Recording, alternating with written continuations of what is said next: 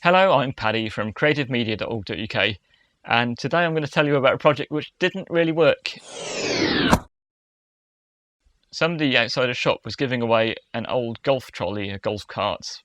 I thought this would be a brilliant bicycle trailer. I've already got a bicycle trailer, which is a modified shopping trolley, which has got really good wheel bearings. It's designed so it will tow behind a bicycle.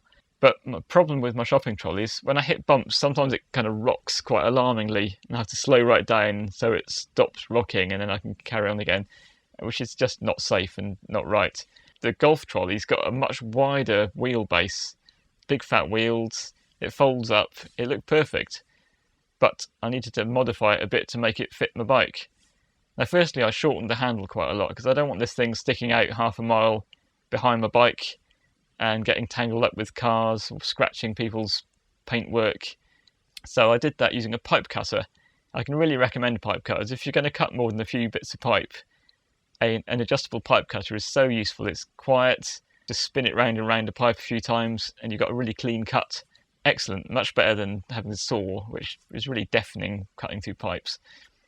My first rule of any engineering technical problem is to try the simplest approach first. Think about it a bit and just kind of cut things down and do it really simply, and if that works then you've saved a load of time. If it doesn't, you can try something a bit more complicated.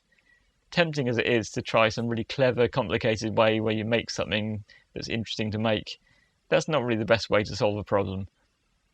Like I said, I've already got a luggage rack on my bike, and so I thought I could just bend the handle round like this and hook it over and tie some string or something around to stop it going sideways or stop it coming forwards. So that's what I tried first. I actually used a little piece of ribbon I had lying around because most of the force is pulling backwards on the metal hook. Bending it was a bit difficult. I used a jemmy bar which I stuck in the top of the pipe and then hammered it round a bit and hauled it round with my hands using a vice as well. And I managed to get a nice U-bend, not a very tidy U-bend. If you want to do it tidily, you can get a spring which you can fit inside the pipe to keep the actual shape of the pipe so it doesn't all flatten out like mine has. Or you can get a proper pipe bending tool which does the same thing in a more expensive way. So here's my test on a very quiet road on a nice sunny day with no load on the trailer, and it's worked very nicely. This is where I've been a little bit stupid. Remember what I said about doing the easy bits first and then the harder bits second? Well, I've made a bed for the trolley now. This is actually my dad's old surfboard, despite a bit of wood. We used to have surfboards like this in the 1970s for bodyboarding, and it wasn't a very nice experience. I've got a proper polystyrene one now, which is a lot nicer to surf on. I actually enjoy surfing a lot more. I've also made what I thought was a better linkage mechanism. I didn't want to be using bits of ribbon all the time. I figured that something more metal-y seemed better. So I drilled a hole through the rack to put a bolt in the corner to hold the hook bit to stop it sliding sideways, because that's always a problem. It slides sideways and the trolley goes everywhere. I went straight ahead with a test with quite a bit of load on the trailer because I want to actually carry heavy things around. By this stage, actually the trailer itself has got quite heavy because of these bits of wood and metal I've added to it. So this is going really great. I can carry my keyboard, my PA equipment, microphone stands, camera equipment. This is Well, as failures go, that wasn't as bad as it could have gone. I stayed on the bike, the trailer came off, nothing expensive was in there to get damaged, and nobody crashed into anything because I was on a very quiet road to do the test. Always test in a quiet place if you're doing anything involving bicycles. The problem is the trailer wants to lift up. The centre of gravity is here and it's trying to go like this all the time, which is great for when it came off because it just went upright and just slid along. Better than going that way and going exploding explosions. I wasn't carrying any bombs on it actually. And you can see it's actually bent that thick bolt. So I really need to rethink, and instead I want to have the trailer flat, I think, with the wheels here, centre of gravity over that, so it's neither going up like that or down like that. It's just kind of happy staying fairly flat, and all I need to do is pull it along rather than hold it down or hold it up, which adds extra pressures on the bike. But attaching it flat is going to be a lot more complicated, because on the luggage rack, that's actually at the back of the bike. So when the trailer goes sideways like this, there's nothing in the way. A lot of commercial trailers use the axle bolt to bolt on, which seems very sensible. But the trouble is the axle bolt is at the middle of the wheel. It's not at the edge of the wheel. I mean, obviously, you want the axle at the middle of the wheel for the wheel, but it's a rubbish place to fit a trailer.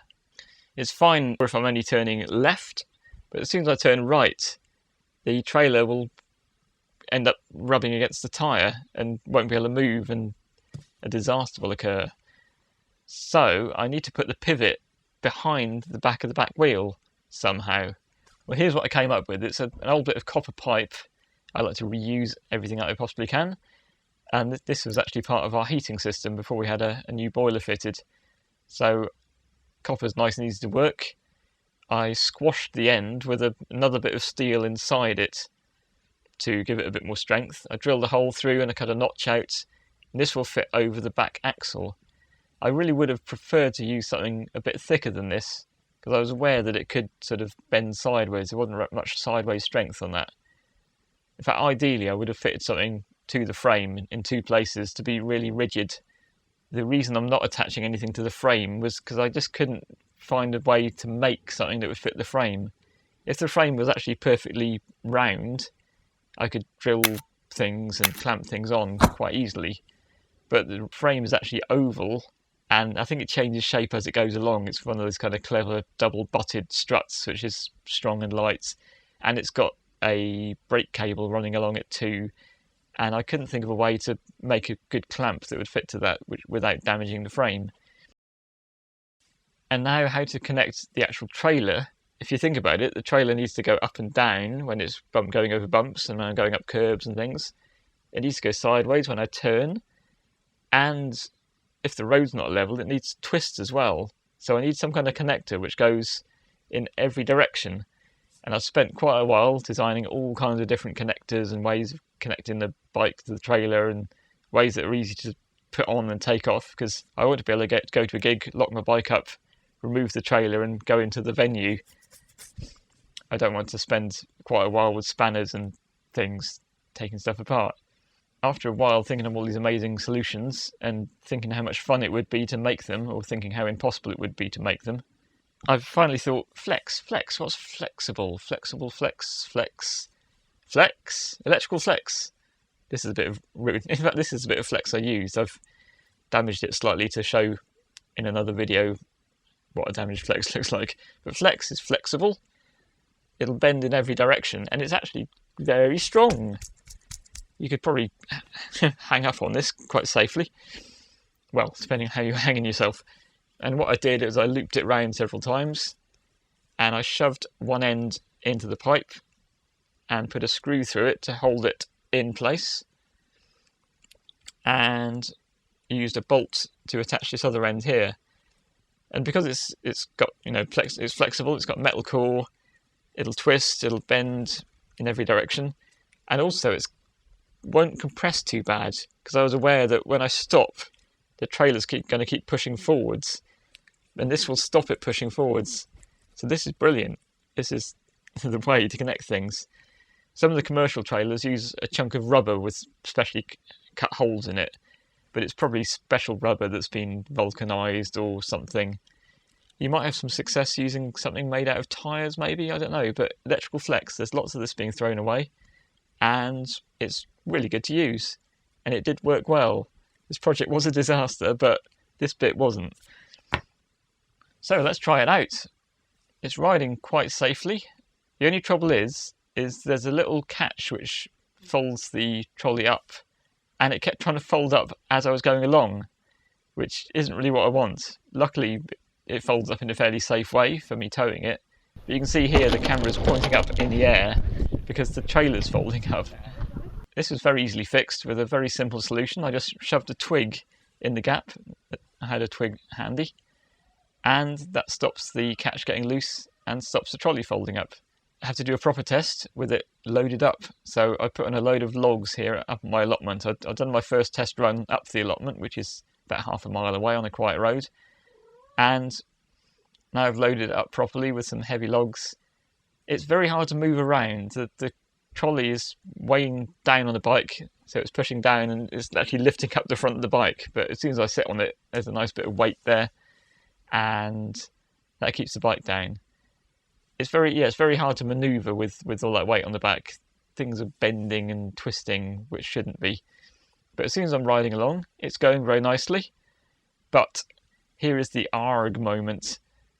It looks quite subtle in the video, but what's happening is the whole triangular bracket is bending round 90 degrees to the side. And you can see that the copper, I really shouldn't have used copper. The copper is actually kind of started to tear through there. It's not just bent, it's torn. And if I'd ridden much more, that probably would have broken off, got stuck in the spokes, and I would have had a nasty accident, I think.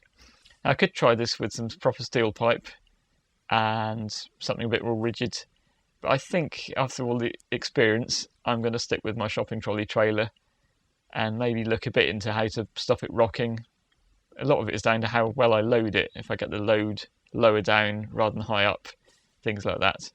And just riding cautiously, slowly, and being aware of bumps. But I think I got the golf trolley trailer very close to working, and I think with your brains out there and having seen what didn't work for me, I reckon you can make it work. So if you do, let me know in the comments down below. People always do this in YouTube videos, don't they? I bet YouTube will put the comments on one side or the other at some stage. They'll redesign their layout and it will look all very stupid. Put something in the comments. Post a link to your video of your bicycle trailer working. And thanks for watching. If you like my videos, share them, put them in your playlists, like them, subscribe, etc. I'm trying to get monetized again, so I'm making videos. It'd be nice to get monetized. I'd probably make more videos then. And yeah, have fun reusing things and cutting back on the damage we're doing to the planet.